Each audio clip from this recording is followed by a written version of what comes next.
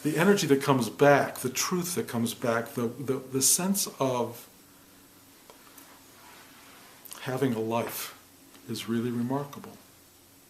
You know, James came in from San Francisco to do body work on me, and my body's in, you know, I've been going through all this stuff. I think I've all told you, but I fell when I was pushing Talia one day and threw everything out of whack. And lifting babies at my age, as they get to be heavier and heavier, not a good thing.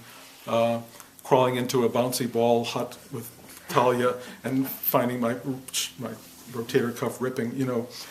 I was really in bad shape and couldn't sleep, and James came down from San Francisco and has caused me more pain than anyone I know. And I have nothing but gratitude. Nothing but gratitude. And in truth, to get to the core of what I had to deal with, had to go into pain.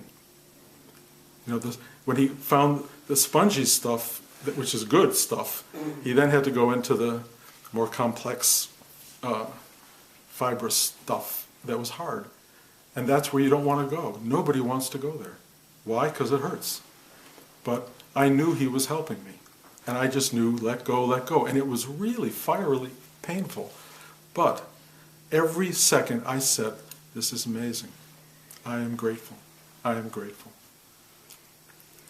And I am. I'm just profoundly grateful and I'm profoundly grateful for each of you. And I don't think you guys completely get how grateful I am that you show up here. Because you do this thing for me, which is you create a demand in me by showing up to open my heart and find a way to serve you and to nurture you and to love you and to comfort you and to love you in every molecule of my body. And if you didn't do that, what I would end up with would be a world of strangers walking by very quickly where I would have no access or very limited access. I mean, I really try when I'm at the supermarket to acknowledge the person who is doing the groceries. You know, I try every waiter I'm ever with. I try to connect, to get a name, you know, to make it something real. But it's a 1/12 of a second. You know, it's real, it's nice, it's good, but it's not this. It's not this. People sitting truly open, devastatingly open to one another. It's what this is all about. And life provides very little opportunity for that. But you guys make it possible. So I have nothing but gratitude for the fact that you get in your car and you drive here and you sit down and you open your eyes and you open yourself as deeply as you can and make yourself present. That is an enormous gift. And I try to honor that gift by making myself as present as I can to you. This is called spiritual exchange. It is the highest pinnacle of human life. It's the best we can do, is to love each other at this level. You know, there are even, you know, couples who can't look at each other, who can't engage each other, you know, who have to close their eyes or be in the dark to find one another. This is not that. This is open-eyed, bright morning, sunlight coming and going, love. It's a really beautiful, beautiful thing. And, you know, if you have other places where you can get this on a daily basis, by all means go. But I don't think there are a lot of places that make this possible. There just don't seem to be. So, you guys make my human life rich. And I'm finding myself so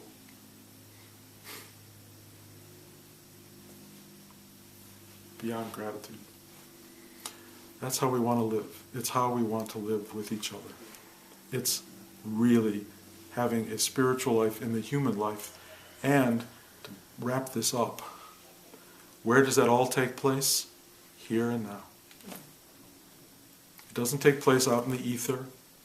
It doesn't take place only in sitting in pure internal self-aware bliss. It takes place in this remarkable exchange with what is, in a certain very extraordinary way, ourself. This is ourself. This is ourself.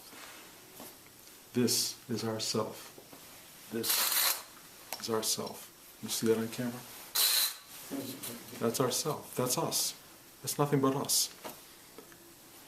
Live in wonder. Live with gratitude. Any questions?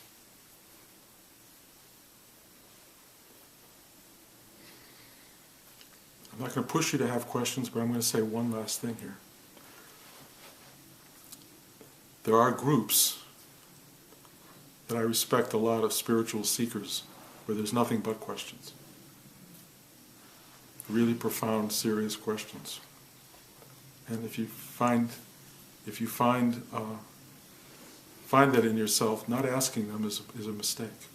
If you have serious questions, ask them. What are some ways to, in times that are extremely challenging, to cultivate gratitude? Well, if you want tricks and things. Well, maybe not tricks, but help. Help me. I don't know, but Tools. Tools. I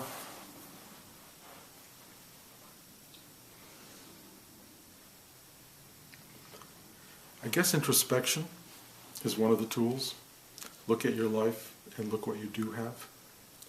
Don't only look at what you don't have, because looking at what you do have is an automatic key to gratitude.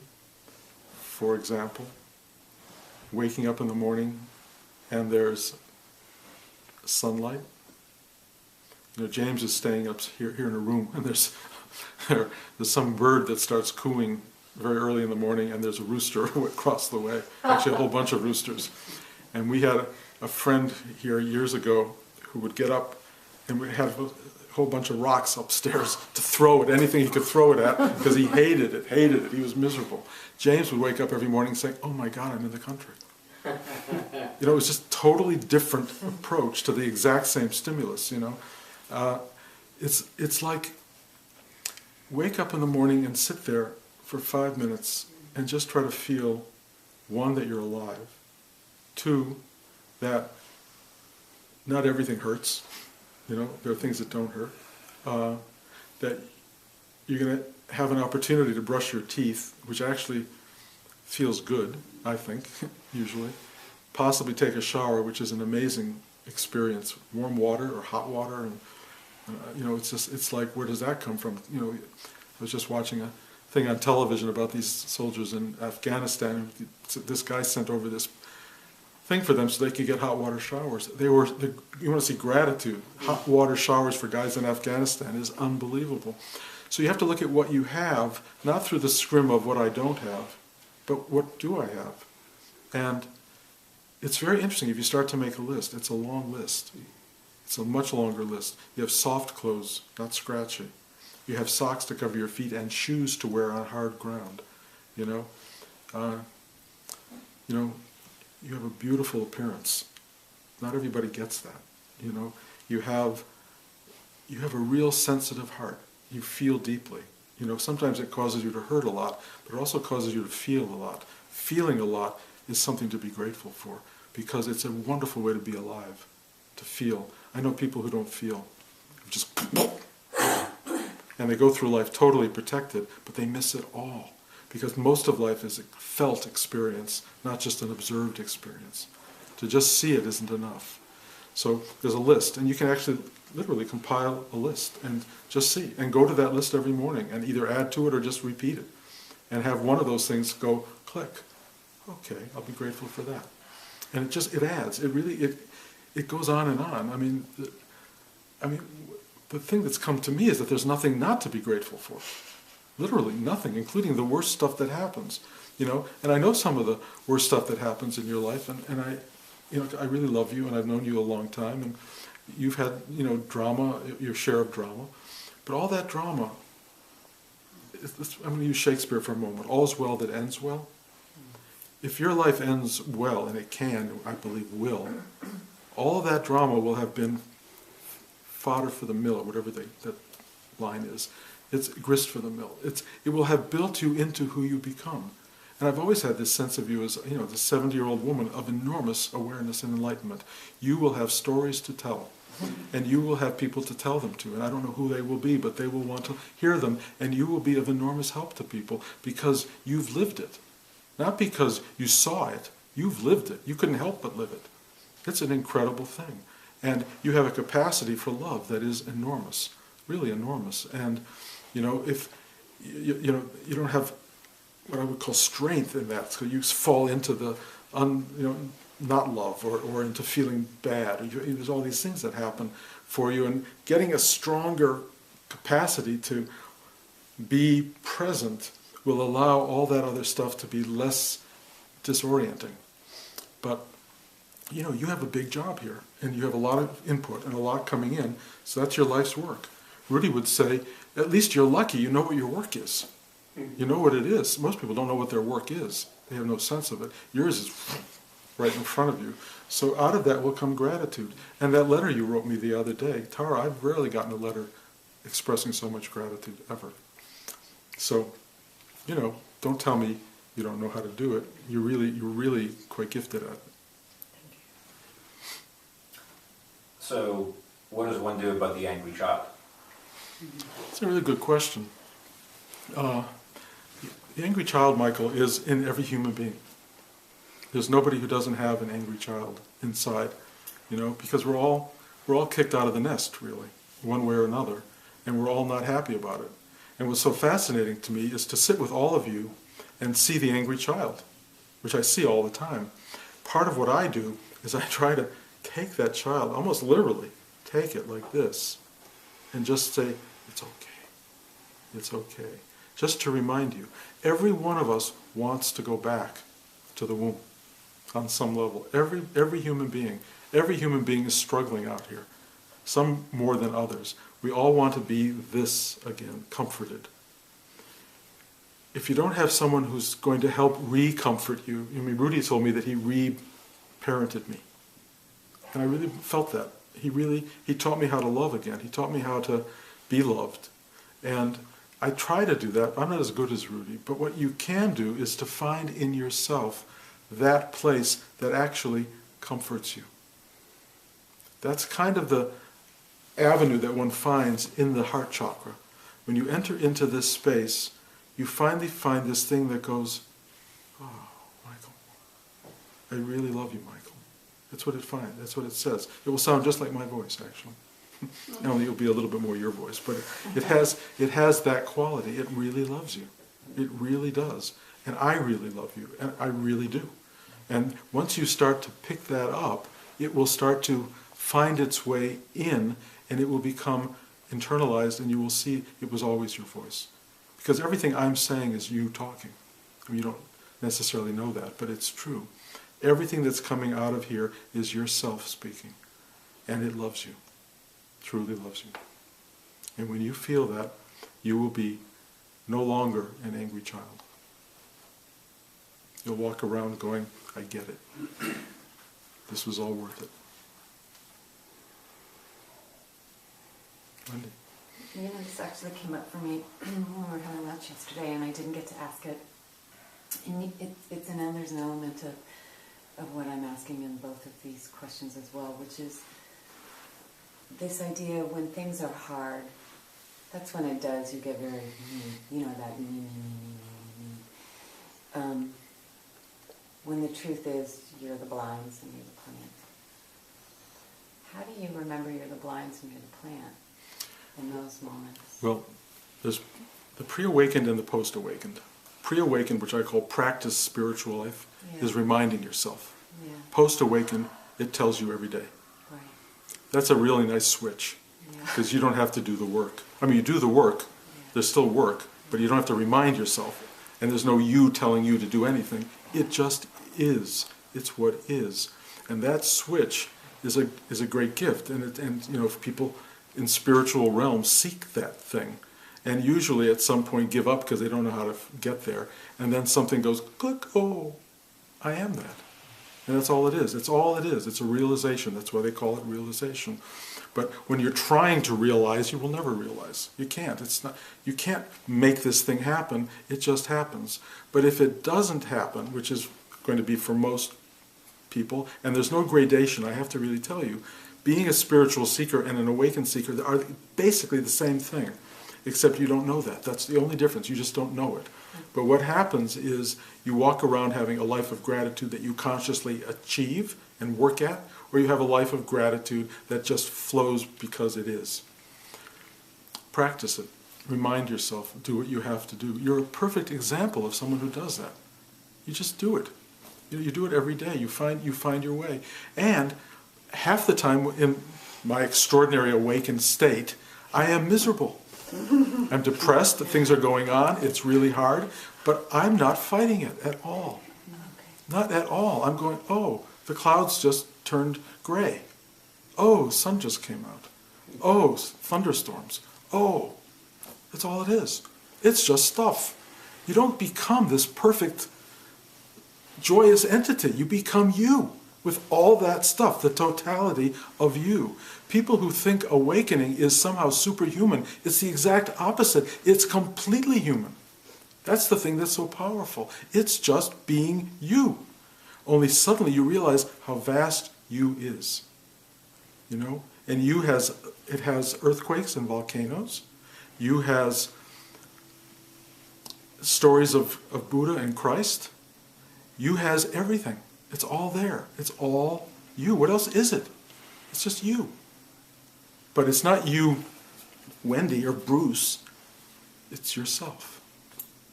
And that clarity becomes crystal clear. And you live your life.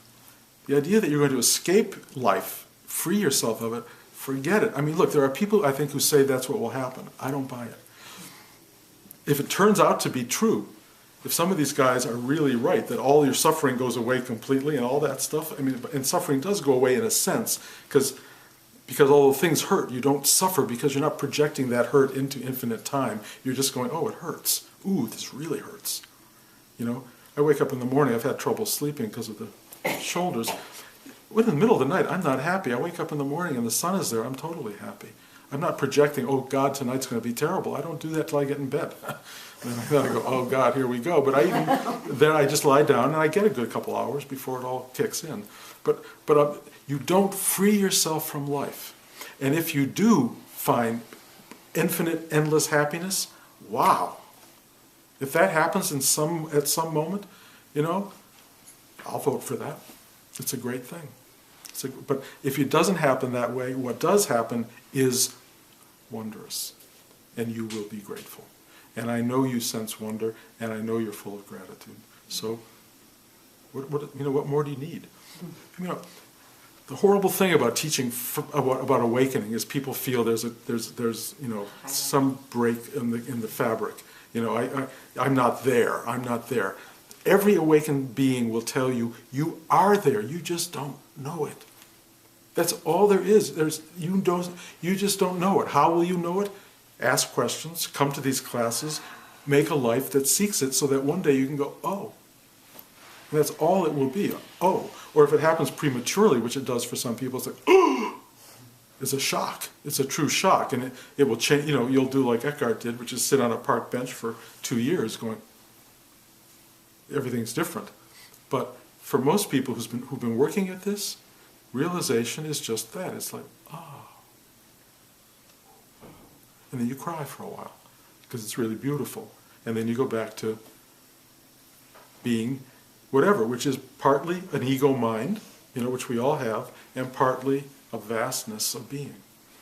And the ego mind doesn't know it's vast, but the vastness of being knows what the ego mind is. And it makes peace with the ego mind. And it just changes the dynamic.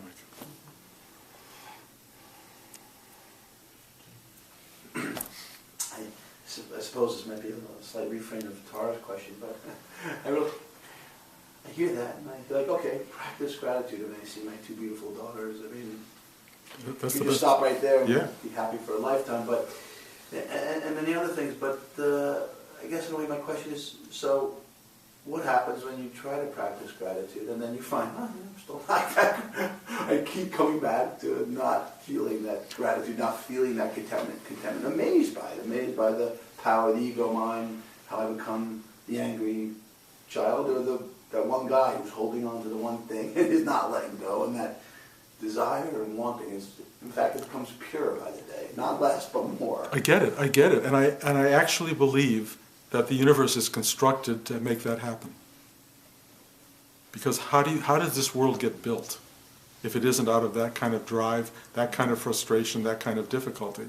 But the thing is, when you see what that is and you join it, rather than fight it's not being there or fight that it's too strong and it's frustrated, you just go, you'll do everything in your power to get where you want to go. And if you get there, you'll have the extraordinary sense of achievement. If you don't get there, you will always have those two little girls who will now at some point be grown women who will bring you more joy than you can possibly imagine. And the things that got done or didn't get done, you will discover kind of don't matter. That's all I can tell you. I mean, having built a resume and gotten to a point where I now see the resume starting to become past tense, I realize it doesn't matter. I know it's weird, but who cares? Who cares if you had a movie made or didn't have a movie made? I know it seems really important when you're in your 40s and 50s or 30s or 20s. When you're 70, who cares? You know? I mean, it was a great part of a narrative. It was a great story. But while you're in that part of your life, you care a lot. And you care a lot because the universe is geared to make you care. Rudy pushed me to have a career. He pushed me. He did. You know what Rudy did? He wrote an entire 22 songs for a musical and said, write me a book. He created songs so I would write a musical. So I would get going, because I was not going anywhere. It never went anywhere. And the songs weren't great, and we actually got music composed for all of them. But the fact is, he pushed me to this life of achievement, you know, and it's wonderful. You've made 2 movies. People care about those movies. They love those movies. They're on television. I see it was on Sundance the other day. You know, so you have 10 of them or 20 of them or 2 of them. I mean, I get it. What are you going to do? You have to have money to pay for your kids. Yes, that's all part of the system. It's how it works. And so you have to engage it with everything in you, but you don't have to become totally distraught by it. You just don't have to become hating and cynical and angry and all of these things that so many people become. The great lesson of my career is that I survived it as a human being in a world that doesn't promote human beings. And that's what a spiritual life does.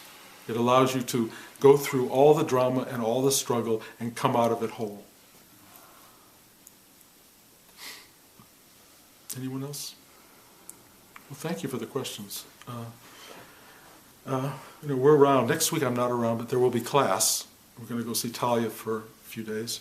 And then classes will continue till the end of March. No brunch next week. No brunch next week. Okay. Thank you guys so much.